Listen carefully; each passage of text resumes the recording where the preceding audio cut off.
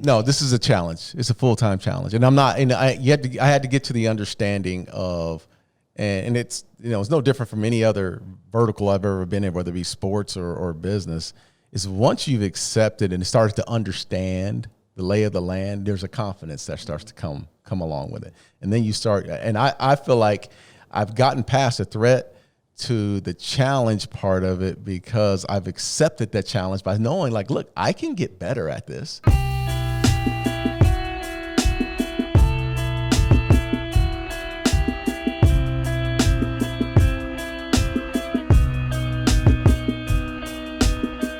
So it's no secret that I like to listen to podcasts, right?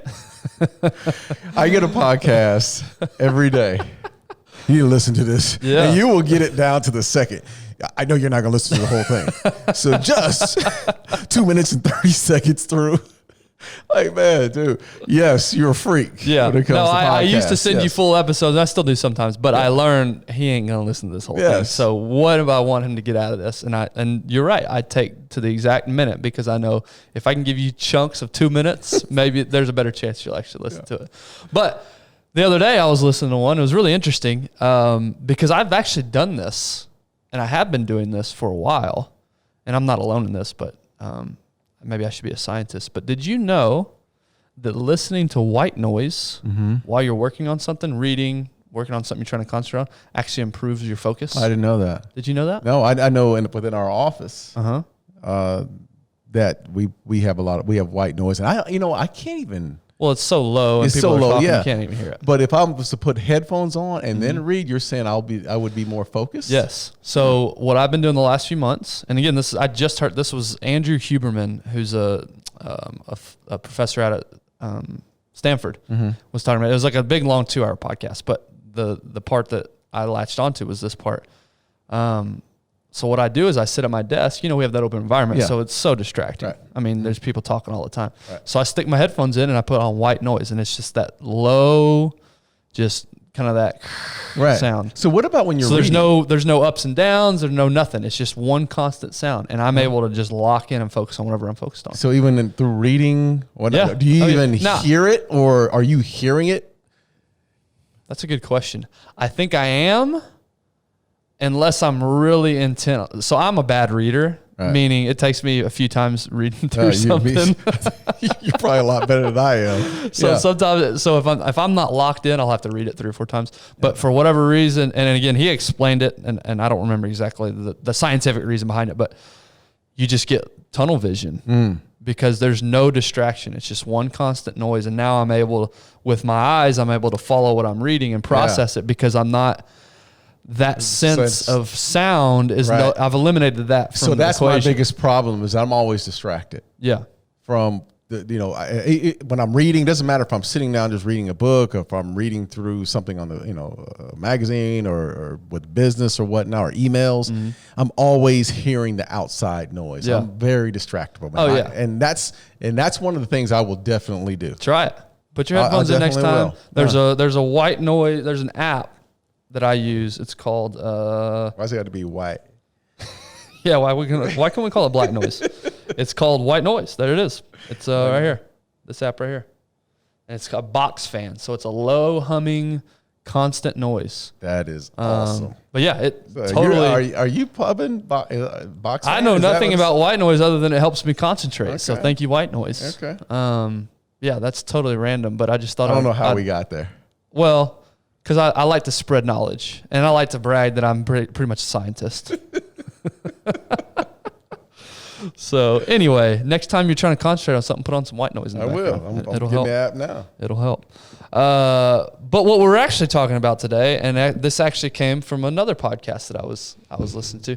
Would you at least give me some credit in that I don't send you like the same podcast? It's from a variety of people. Oh, it's a variety. There you go. Most of the time, people I have not heard. Like you would think it would be the usual, suspects as far as and it's never that. Yeah, it's like guys I've never heard, and I always get some. And Tyler's the same way. Tyler will ask the same thing. Who are these guys? Yeah. Like I go down a rabbit hole. You do, man, and it's interesting. It is. Yeah. As long as you can give me. I love the fact. Again, don't give me the whole podcast. Yeah. Just give me the. You ain't got time for that. I ain't got time for that. Yeah, give me the interesting points, and I'll take I just think that it's amazing and incredible that we've got all this knowledge on our phone. Now you go to Google and do all that, but you can just listen and just learn about, I think they said I could be way off on this, like 600,000 active podcasts, maybe more than that. Man. So think about that many different podcasts and that many different subject matter. You can learn anything you want. Yeah. I bet you there's a podcast for anything. And so that's what I love about it. It's just, anyway, so tons of information. Exactly. And you're in that you know what? You're in that space I'm in the sponge stage of life right yes, now. you are. I'm trying to discover. I'm trying to figure out you're growing. What is this whole life thing about? Which is good. Yeah. Which is good. Because I went through that. I went past that point a while back. I'm like, hey man, I am who I am. But no, you know what, honestly, I continue to grow because that's the reason why I like to listen to podcasts. And I don't mind, like when you shoot me over podcasts, I want to know the information. Yeah. My biggest problem is figuring out which podcast to, because again, the usual suspect, the Joe Rogan show. Look, love Joe Rogan, right? And he has interesting guests and all. He's the GOAT. But there's so many others that are out there that have really good guests. And they don't have to be the most famous. Right.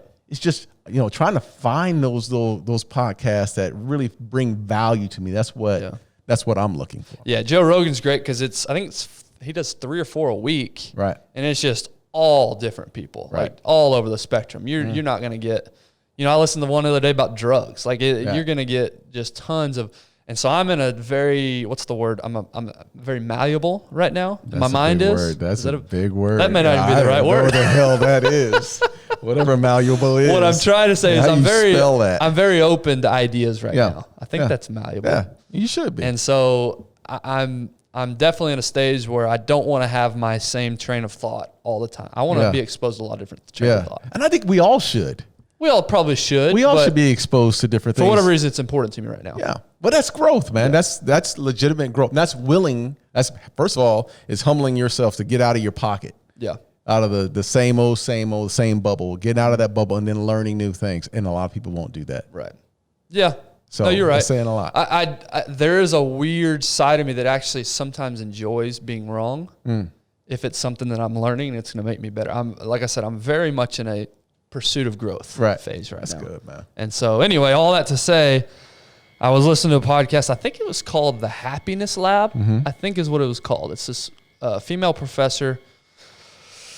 I forget what school she's at, but it's not something I would typically listen to. I would think if I walked past her down the street and we had a conversation, it's probably not somebody I would necessarily hang out with, just based on her beliefs and ideas. But it was really interesting. And that's what I'm drawn to right now. I'm drawn to people that I normally wouldn't hang out with. Right.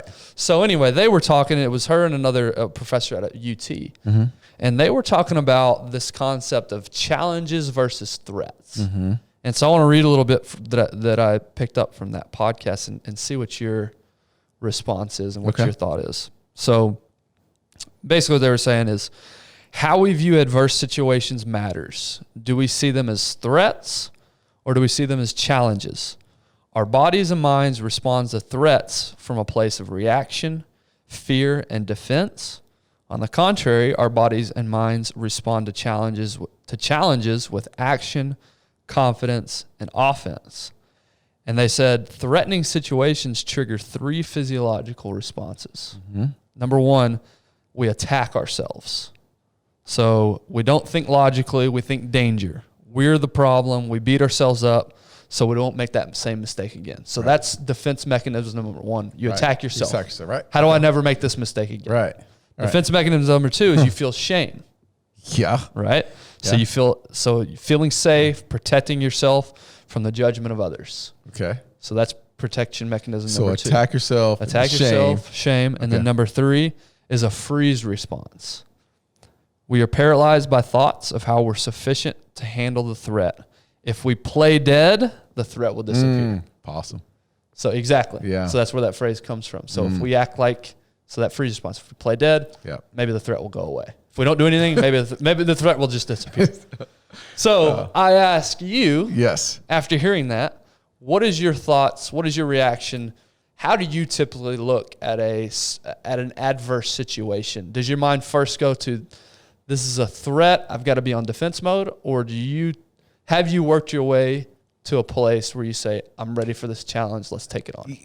Look, I think it all depends on what it actually is that's happening.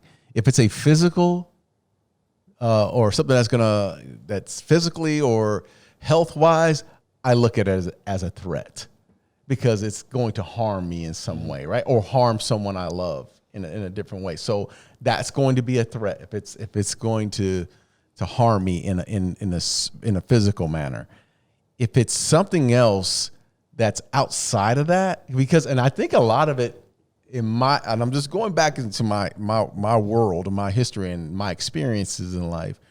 I've always looked at things that were threats as a kid, that if someone broke in the house or if I got robbed or I got jacked, that's a threat because now that's bodily harm.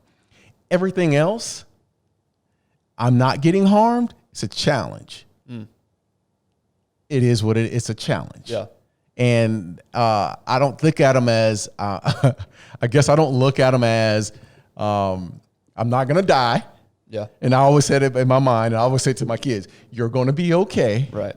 It's just something that you got to get over. So I look at most of those as challenges. Now, do I like them? No, I don't, I may not like what's in front of me, but I think I eliminate the fact of what a true threat is just mentally by experience. Yeah. And if it doesn't fall in that line of that I'm going to get hurt, physically hurt, then it's just a challenge. Now, did anybody ever break into your home growing up? Yes, all the time. So was there a cars, jack, the whole nine? Right. Yeah, fights. And did you ever have a physical confrontation with an intruder? No. Okay. So it was more of just the fear of you've been someone entering your house. I was just going to ask, but you got in fights and stuff. Oh yeah. Yes. So at first it was a threat, right? You were afraid of physical harm. Yes. But I got to think at some point, a lot of times, maybe most of the time, did it subconsciously switch over to a challenge? Absolutely. You thought, I'm not running away. I'm not backing down. I'm stepping up here. Yes. So, and I guess that's how I would look at it as, the threat was, okay, is it going to do physical harm to me, whatever it may be, right? If it's a person or car, whatever it is, right? Is it a threat? That's a threat. And then I can remember times where I knew, like, you're growing up, and I've told the story so many times. When I was growing up, there was times when you knew that, look, after school, it was going to go down. Yeah, there's no avoiding it. So the threat has already been there. That's the threat, right? And then the thought process is it's a win or loss process, right? You got to win or you're going to lose, one of the two, and it's going to be physical. Then it became the challenge. How long was this process? Like, if you knew, okay, 8 a.m., all right, 3:30 p.m. is going down. It's going, yeah. How much of that day do you think you would spend thinking this is a threat? I thought about it the whole freaking day. So it was a threat the whole day. Like, I'm looking at the clock. Like, I don't remember, like, my mind has lost lunch. I didn't even know lunch is gone. The basketball time during lunch, you're not playing basketball. Your boys are around you. You're like, you got to get them, this and that. And it's threat. And then it becomes, okay, here's my game plan. Here comes the challenge. Was it like a minute before it all went down? Was it 30 seconds? The challenge was accepted. Like, there was a challenge that was accepted at some point in my mind. It went from... Well, that's what I'm trying to get to, is at what point did you make that switch? Now, I'm not looking for an exact time, but I just mean, in general, did you get to this place of, all right, let's do this? Yes. Like, well before the fight actually happened? Absolutely. Or was it you saw the guy from across the hall and you're like, okay, it's about to go down. Now it's a challenge. No. Or was it, did you give yourself a lot of time? No, I gave myself a lot of time because I've always, even in football, my entire life in football, it's always been the same thing. It's not so much a threat, but it's going to be a physical game, right? That's going to happen. But you start to play the game in your head. And that's how I go about things, is maybe it's a threat now physically, and now here comes the challenge. Now I'm playing it in my head and I'm winning in my head the entire time. So I've accepted the challenge, and it usually takes a couple of hours to get there. It's the threat, the anxiety of going through it, and then it's, okay, here's the challenge. Yeah. And I think that, across the board, like we have things that we do in life, just in business, that you can either accept it as a threat or a challenge, right? In business, I never look at it as a real threat. like the threat of losing everything you have or whatnot, or someone taking everything. I look at those as it's a challenge because it's not hurting me. Like no one's going to die. Mm-hmm. No one's going to the hospital in certain situations that specifically in business, right? It's a challenge. So put it in the challenge category, and move forward. And hopefully, I'm answering your question the right way. No, you are. Because that was what I was going to say is, we spend time on the physical threat, but I did want to translate. I think the spirit of this discussion is, how do we go about this in our daily life? Right. Because for the most part, we're not being physically threatened. Right. For the most part. Right. In your day-to-day life, okay, unless you have a job that. So let me ask you: do you ever feel threatened by circumstances that happen in your day-to-day life that have happened in your day-to-day life? This may be semantics. I don't think threatened is the right word, right. But I have the defensive mentality, the oh no, the I'm going to run away mentality to certain situations that happen during the day. So do I feel threat? Maybe not. But I do have moments where I see a problem. I don't see the problem as how can I attack this head on. I see this as, man, this sucks. Is it, man, that it sucks because you're already backloaded on so much stuff and you just got to deal with it? I think it just depends on the situation. Mm-hmm. I don't know if there's a certain example you're thinking of. Right. We always use the cold calling example. I feel like we use that a lot. Probably say that every week. Yeah. That's the most prevalent in my mind. But I guess business development, more broad term. Mm-hmm.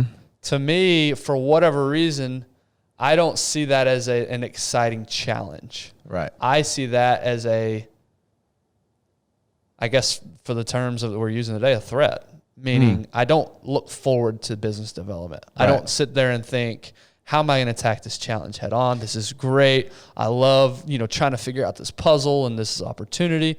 I play defense and think, how can I avoid this? Yeah, right. More than you think, start how to can procrastinate I attack the this? situation instead of going right at it. So in the terms we're using, I view that as a threat because my default is, how do I avoid the discomfort? I got you. How do I avoid having to go through this? Yes. Okay. So you start to procrastinate, but look, I don't know if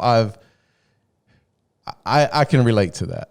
Yeah. I can relate to that because I can look at things and say, damn, I don't want to go through this.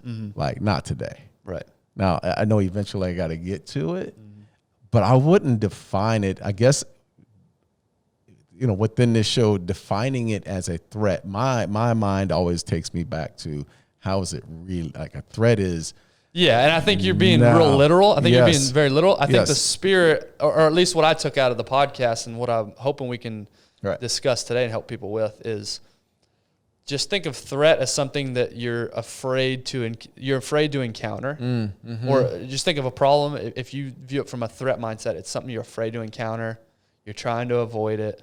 How can I let this pass without actually having to deal with it?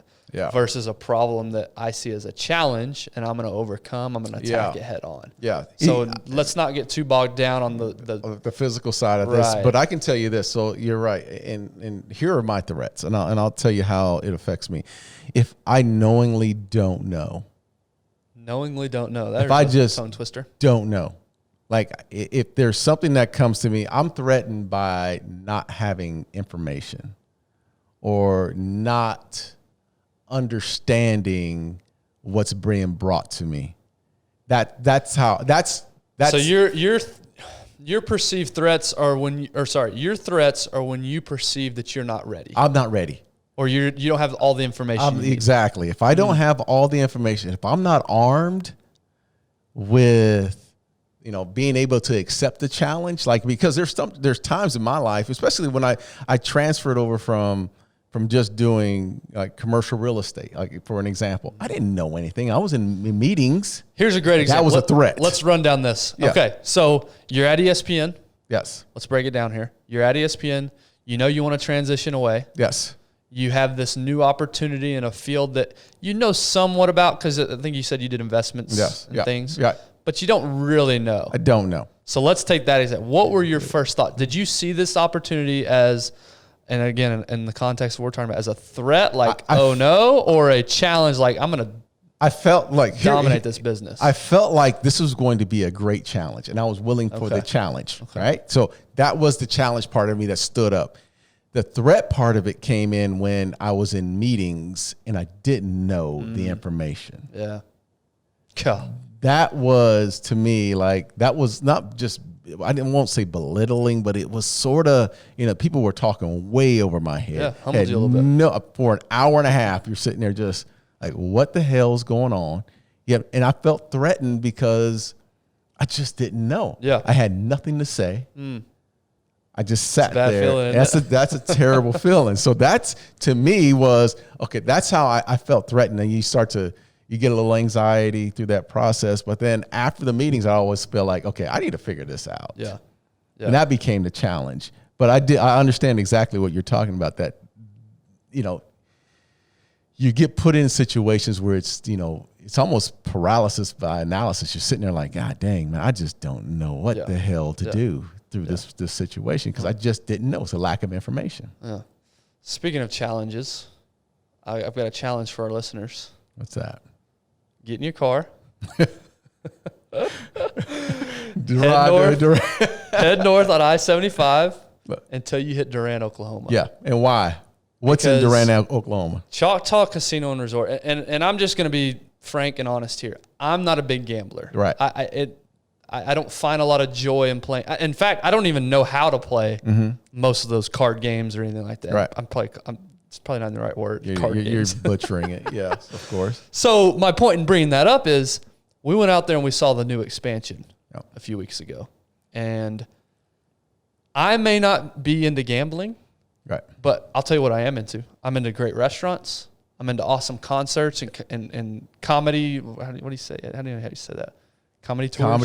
Comedy shows. Yes. I'm into laying by the pool and hanging out. Yes. And those three things are offered up there. Look, at the new Choctaw Casino and Resort. The new facilities at Choctaw Casino and Resort are fabulous. The casino itself is just top of the line. Yeah. The slot machines, the newest of the newest slot machines. And how many slot machines? They say it's 3,700 on the floor. I'm assuming a slot machine is fairly easy to figure out. I can probably do slot machines, right? You could, yes. I've literally never played a slot machine. You've never played a slot machine? We're going up to Choctaw Casino and Resort. I bring all that up because people might hear this every week after we talk about this casino, and they're thinking, they have this preconceived notion that, it's a casino. Why would I want to go up there? I'm not into. No, I'm telling you. Come August 5th, their grand opening, everybody can enjoy what's going on up there. Yes. There's so many things for people, and even for kids. Yes. Right? Which is not what you think of when you think of a casino. Yeah. Oh, yeah. Well, but that new pool, the new hotel. Pool, telling you, take your kids up to Choctaw Casino and Resort. Just take your kids up there. Just see the new pool, the slide, the outdoor living part of it. You can get these little cabanas. You can rent cabanas there. There's so many little things that you can do. If you want to take your wife out for a date, Ben, you can go to some of the restaurants there. But there's just so much to do. And the people, look, we always talk about people, great food. You'll have a great time. Take a look at the spa. I'm taking my wife to the spa. And I tell you this, in August, and it falls right in line with that football season, in August, we will be up there at Choctaw Casino Resort. We'll be talking football along with the Darren Woodson show as well. Yeah, we'll obviously get you more details, but we'd love to you guys to come up there and see us when we're up there. So, but I want to go back to what you were talking about before that interruption. Usually Tyler handles that. And it was good. I had to figure out a way to. Dude, you did a great job. You did a great job weaseling that one. Thank you. Yeah. So let's go back to your experience. You're talking about you saw it as a great challenge getting into real estate. In meetings, you found yourself thinking this is more of a threat.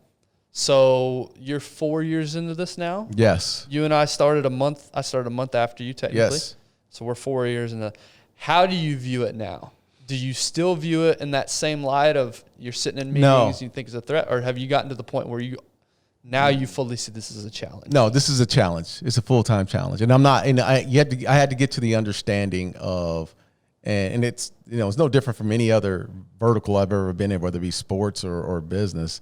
Is once you've accepted and started to understand the lay of the land, there's a confidence that starts to come along with it. And then you start, and I feel like I've gotten past the threat to the challenge part of it because I've accepted that challenge by knowing, like, look, I can get better at this. And now I've heard it a number of times. So the dialogue it's coming around now. So I feel a lot more comfortable than where I was 4 years ago, hands down. And that goes for everything, not just commercial real estate. Look, the threat for me, again, is the not knowing, walking into situations blind. Yes.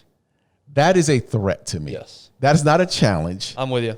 It's a threat. That's the part where I feel weak and I feel vulnerable. And that's when it becomes you don't know what a to threat. expect. You don't know what to expect. So you can't set your feet. Like we always say back, in the hood, you can't set your feet. Yeah. Because you're backpedaling. Yeah. And, you're not in control of the situation. And I think that's where you kind of feel, feel a certain way. Yeah, and I think to hammer that home, because I think that's probably the case with a lot of us or most of us, if I don't know what I'm really facing, it feels like a threat.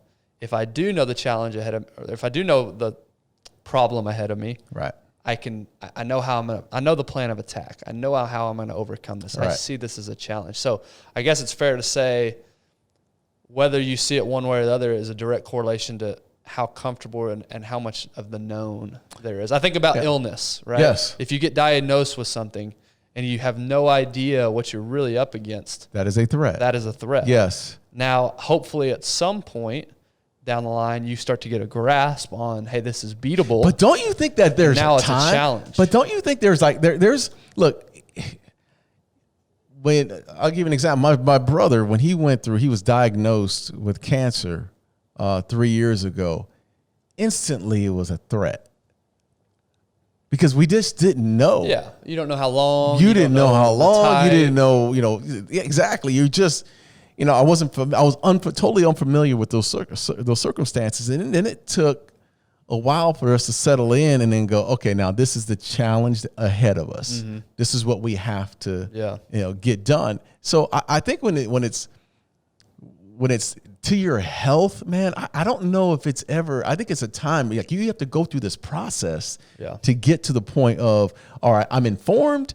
I know exactly, now there's some confidence that's built up. Now here's a challenge in front of us. Yeah. So I don't think there's a problem with feeling like that's a threat when it becomes your health. No, and I'm certainly not, I hope I'm not instigating that it's a problem to think of things as threats. That's not what I'm saying. Right. Because it goes back to the discussion we've had in the past. When the emotions happen and it's something quickly that happens to you quickly, it's just a natural response to think of this as a threat. Okay, I got a question. I guess the question for me and what I'm trying to discover and figure out is how can I reduce the time it takes from feeling something as a threat to now it's a challenge that I can take on. Well, what are the steps that have to be taken to know that it's a threat? So I got one going back to you in your football career. Your dream was to play in the NFL. Mm-hmm. You end up tearing your ACL. Did you look at that as a threat, or was that a challenge for you? Yeah, no, that's a great question. The first few days, it was definitely a threat. I can vividly remember laying on the field right after it happened and thinking, it's done. It's over. Everything I worked for, it's over. I can remember having these thoughts lying on my back on the field, like, it's over. So that was very much a threat response to me because I did. You hear the worst case scenario with ACL injury, right? Mm-hmm. You hear it's a year-long rehab. I'm thinking now I'm damaged goods. Nobody's going to want anything to do with me. So yes, it was, and tears. Like the first few days, it was absolutely a threat for sure. But then something flipped for me, and I think it goes back to understanding why I wanted it so bad. That was so powerful to me that something switched. And it became, I enjoyed the process of rehab. And I enjoyed as weird as it sounds, I enjoyed the pain of having to get my knee moved and having to do all these stretches and getting myself to where I could walk again and then run. And so all along, I absolutely turned it into a challenge. But it's because the other side that I knew there was an end goal. I didn't know exactly the date, but actually I guess in this case I did know the date because it was my pro day. So that was very easy for me to see that as a challenge because I know on this day I'm going to be ready. I'm going to do everything I can to be ready. Now, an illness, you don't necessarily have a date. Yeah, but if you lose your job. If you lose your job, right? How do you look at that situation? Yeah, that's a threat. That's a threat. Because now the understanding is I don't know what's next. Exactly. Now, basically, we always say we call it back in football. We call you flatline, like you've gotten cut or you've lost your job. Now you got a flatline. Now you got to figure out what's next. So, I love how you just said that. You basically, you flatline. You were on your back. And, you lost. Basically, you weren't going to the next level at that point, right? In time, right? Because that's your threat. Done. Now it's how do you get your ass back up and say, all right, I got to accept the challenge and enjoy the process of whatever it may be. You break up, you have a breakup, a bad breakup, go through a divorce. I went through a major divorce. That was a threat to me because the threat was what was next. Yeah. How are my kids going to perceive me? What do I need to do? And the threat ended up even being a depression. Yeah. For a while. It became a depression because I wallowed around for a long time, and it wasn't like it was just, this was not something where I, going through the divorce was not something where I just like, man, instantly I'm up for the challenge. I'm ready. No, man, it was, for the longest years of wallowing around trying to find myself. Years. Trying to, like, I put Band-Aids on it for a long time. Yeah. I didn't want to accept it. And I'm glad we're having this conversation because I'm sure people are going through this as well. But my pride took a hit. Yeah. The ego definitely took a hit because I never expected that to happen. And then trying to pick up the pieces. And it was hard trying to pick up those pieces. And they're falling through my hands. And I'm like, one of my son would act a certain way. My daughter would act another way. And, I just never got a grasp of it. And how I accepted the challenges was I had to go outside of myself, go get help, and sit down with someone to have these conversations to guide me in the right direction. I couldn't do it by myself, man, and I'll just be honest with you. Did you think at any point you could do it by yourself? Did you try to do it by yourself? Yeah, absolutely. I thought, look, man, things in my life had, leading up to, probably since the age of 21, once I got drafted through 36, things had been pretty kosher for me. Right. Like, I had my ups and downs in football, wins and losses and all that. But, life itself had been pretty kosher. I had never gone through a situation where I was totally out of control.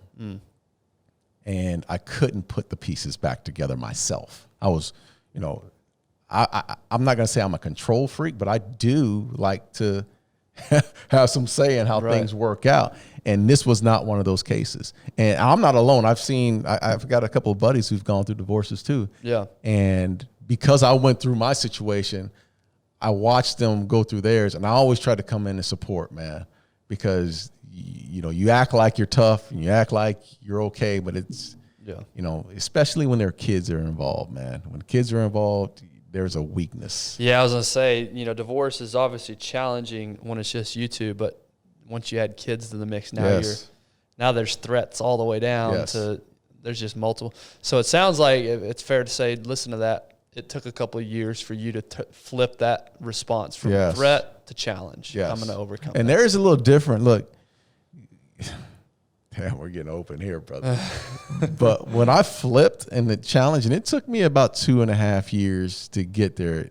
But when the challenge came, I was way overboard on the challenge. You dialed it a little too far? I dialed it way too far. And then I had to be backed down by, I went to a counselor and she dialed me back down a little bit on as far as the challenge because I was trying to do too much. Yeah.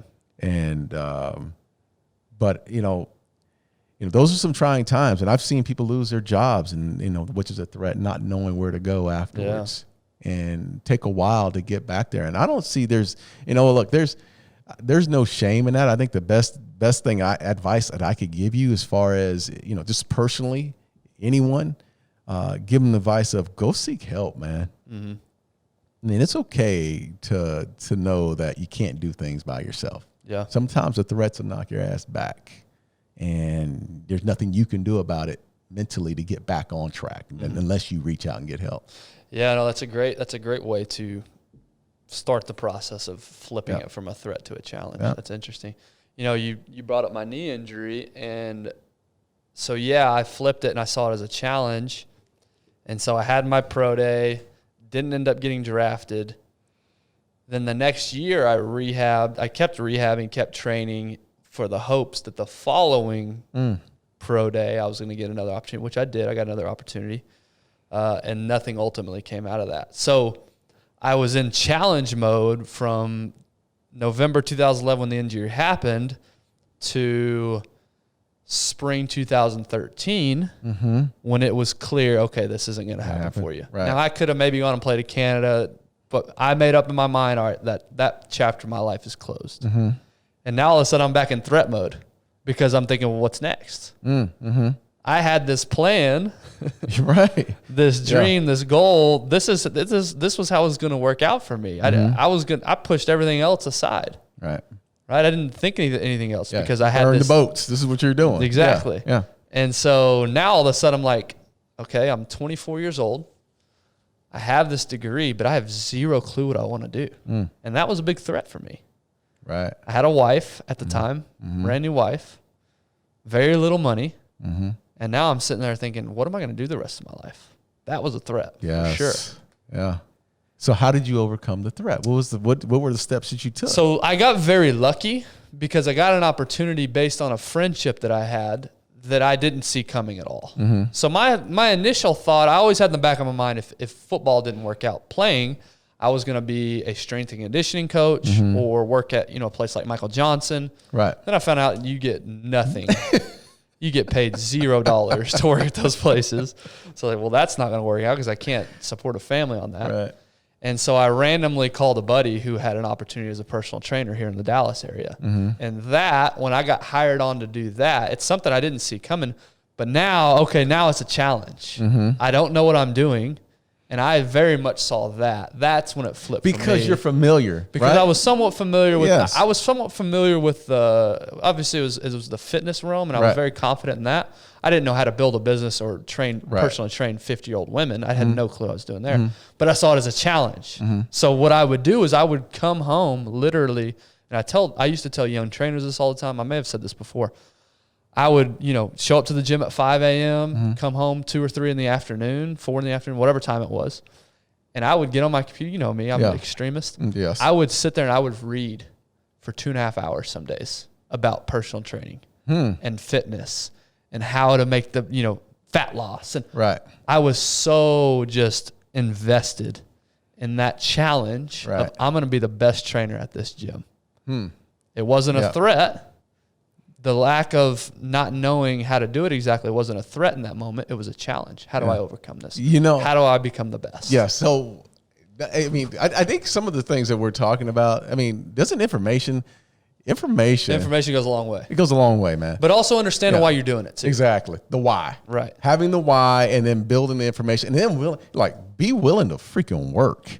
Yeah. How many people don't want to show up? Don't want. Availability is a little bit of everything. I've got a bit of an interesting take on people not wanting to work. Oh, do you? This is a very broad statement. I don't mean this in every single case, but my here we go. Philosophy is the rabbit hole. Here comes the rabbit theory. Hole. Your theory is the rabbit hole. Go ahead. Let's go. Let's run down this. What's a theory? It's an unproved. Right. So I can't necessarily prove this. My theory is we have much more of a passion issue than we do a work ethic issue. Yeah. And what I mean by that is I am a very hard worker in the context of if it's something that I'm truly, truly after. In the other contexts where it's something it's just a job. I remember my first job out of college was I was moving furniture. Now, I worked hard to the point where I did a good job and I took care of business, but my mind wasn't into it. I wasn't going home thinking, how can I be a better furniture mover? Right. I wasn't all out invested into it. That's a good one. So from that standpoint, it wasn't I have a lack of work ethic. It was, I just didn't have any desire to be a better furniture mover. So I don't know how we got on this necessarily. Yeah, I have no idea. But that is a pet peeve of mine when people talk about how lazy people are or it's all about hard work. To me, it doesn't take much effort when it's something you're truly passionate about. No, it doesn't feel, at least to me, it doesn't feel like hard work. Right. Like waking up early, that's no big deal. I'd love to actually enjoy that. Right.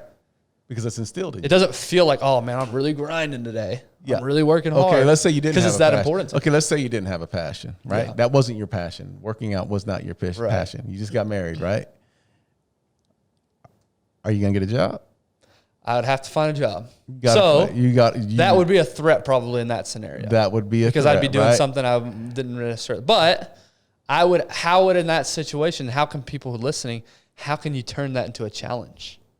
That's the $1 million question. Yeah, well, you got to figure out what the why is, right? Yeah, right. To me, that's what it all boils down to. Figuring out what the why is. Like I always looked at, even when I was a young kid, before I was playing football, man, I worked like 2 jobs and started early on. And I had to go. I worked at Kentucky Fried Chicken for a little short period of time, man. In between jobs, like I needed a job because you needed the money. Because I needed the money, and my mom instilled in us confidence, like what a job and a responsibility does for your confidence. Yeah, and that to me was like. It didn't identify. It wasn't a part of my identity, but I just felt like, being at home and not being in the workforce, I'm letting myself down. Right. I needed that. That was my challenge every day. Like I'm not gonna sit home. I'm not gonna take this welfare check. Or I watched my mom do this for 30 some years, work 2 jobs. It was instilled in me to do so. Which is why you'll never retire. Which is why I probably will never. But I didn't look at it. Even then, it wasn't a passion. Football was a passion. Yeah. You didn't have to tell me what to do in football. Football was a part of what I did. But you were passionate about not being a lazy ass. Yes. That's my theory is that, maybe you weren't passionate about the job, but there was an aspect of having that job that you were passionate about, which was not being a bum. Exactly. Right? Yes, absolutely. So to me, we've got to find a way to find that challenge in whatever it is that we're doing. If you're in a job that you don't love today, what aspects of that job do you appreciate? Mm-hmm. What can you latch on to see it as a challenge as opposed to constantly because I've lived in threat mode in the jobs that I've had in the past, and it is a draining place to be. Mm-hmm. You wake up every day and your first thought is, damn it, I've got to do this again. And I'll tell you what, that is no way to live your life. I trust me, speaking from experience, that is no way to live your life by waking up and the first thought you have is, this sucks. Yeah. To me, that's living life from a place of threat. Right.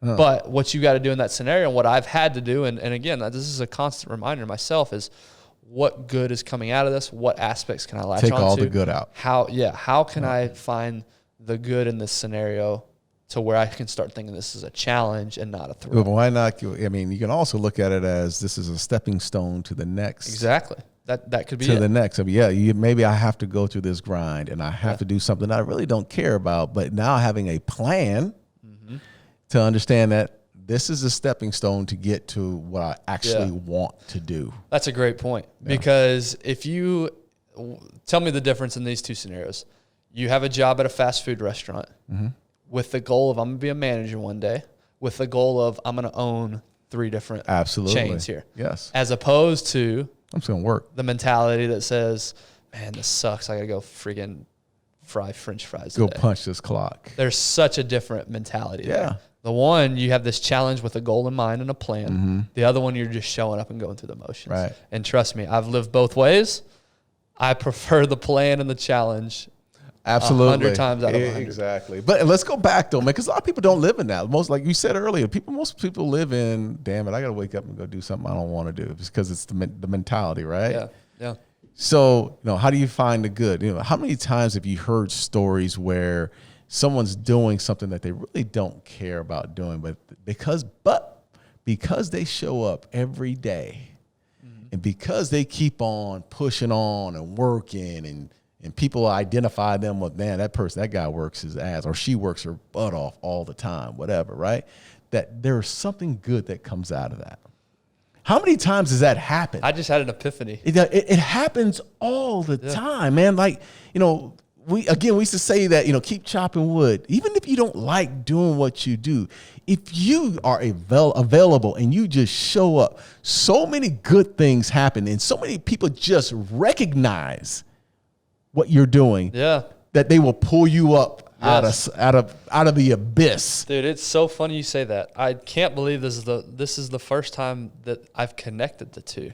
So I told you I moved furniture for a year while I was still training, and then I got a personal training job here in Dallas. The person that got me the personal training job, I worked with at this furniture store. Yes. I've never put that together. Yes. But to your point, had I shown up every day with a terrible attitude, and I probably had a bad attitude internally, but I didn't let it show. Right. I still put in great effort while I was there. What if I hadn't have done that? Would he have been a good resource? Would he have been a good reference? Hell for me no, he wouldn't have been a new reference. Job? No. He would say, no, this guy's lazy. He doesn't work hard. He doesn't like what he's doing. So wow. And that's not to pat myself on the back. I'm just thinking how people listening to this right now can tie that into what they're doing. Right. Who are you rubbing elbows with every day? You never know who that person is that can introduce you to that next opportunity. Yeah. So see every day as a challenge, and how can I make myself better in this challenge versus, man, this is a threat. This sucks. I'm gonna put in half effort and just check the box. Check the box. You're putting out a whole different vibe to the world, right? Yep. And to the people that you interact with. It's a negative vibe. Yes. And who wants to be around negative folks? Nobody. No. So hey, look, if you want opportunities, man, just do the right thing. Yeah. Continue to do the right thing. And it may take you a year, it may take you 4 or 5 years, but good will come out of it. Yeah. That's the other thing is the time. Yeah. Right. I think exactly. we all overestimate the time it's going to take to do things. And so just understanding that it is a process and is time.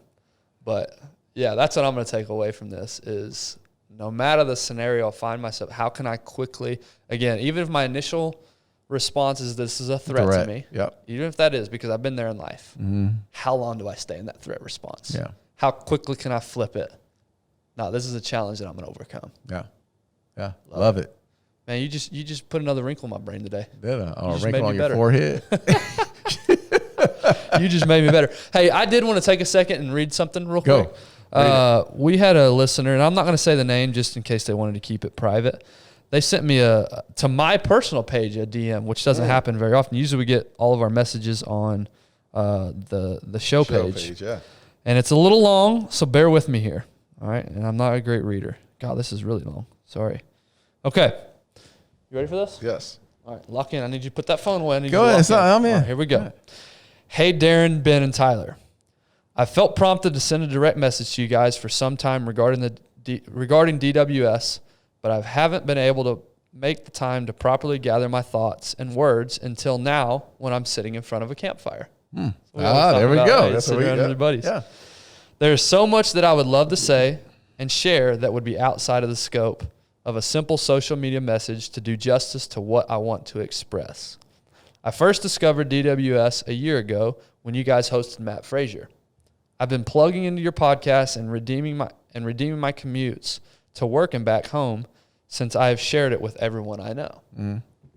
I just wanted to take the opportunity and time to express how much I appreciate each of you as individuals, your podcast, your honesty, and your hard work and passion in pushing others while also striving to be accountable to what you preach. Like I said, there's so much I want to say that is outside the scope of a message through social media.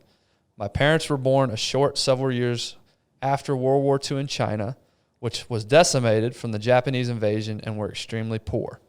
My parents would tell me stories of how they would get an egg to eat on their birthdays as their treat. And it isn't until I was older that I realized and grasped that they were not lying about this. They immigrated to Canada with nothing but their suitcases.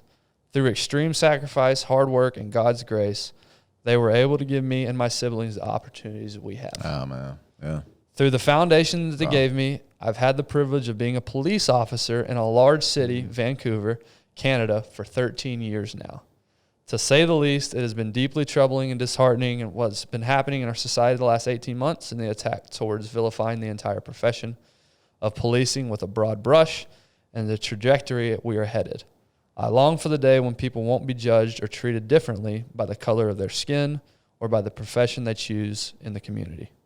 I appreciate so much the work DWS does and is doing to bring awareness and to start a conversation about these things in a raw, real way that other people can relate to. The last part of this long message is to encourage all three of you in ways which God has called you in your work, in DWS, in your families, and beyond. What I love most about DWS is how you bring the light of Christ into your podcast and the content without being a quote-unquote Christian podcast that is only relevant to one group of people. This was very evident to me as I started listening to more and more episodes. There's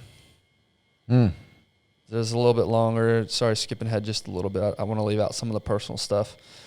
Being a police officer for 13 years, I have seen a sufficient amount of death and human suffering, enough that it pushes truthful thought and question of our framework of God's love and justice. What I will share are these two truths I've grown to understand in the scope of knowing Jesus Christ and his redemptive work at the cross.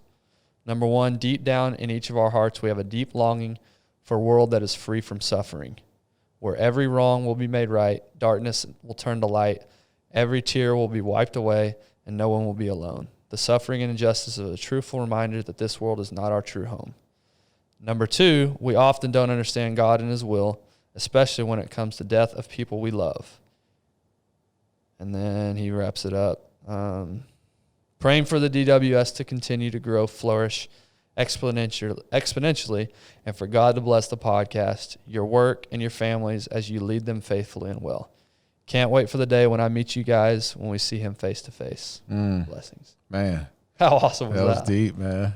So that was longer than that as well, right? Yeah, it was a little bit longer. There was some personal stuff I left out, but man, that right there. Hey, look, if you that was a great, that was great, man. Just to hear that response there, but man, we want people praying for us. Yeah, we do. We want people because we do like we want to be a light on this show. We got enough negativity in the world. We just want to be a light, a positive light.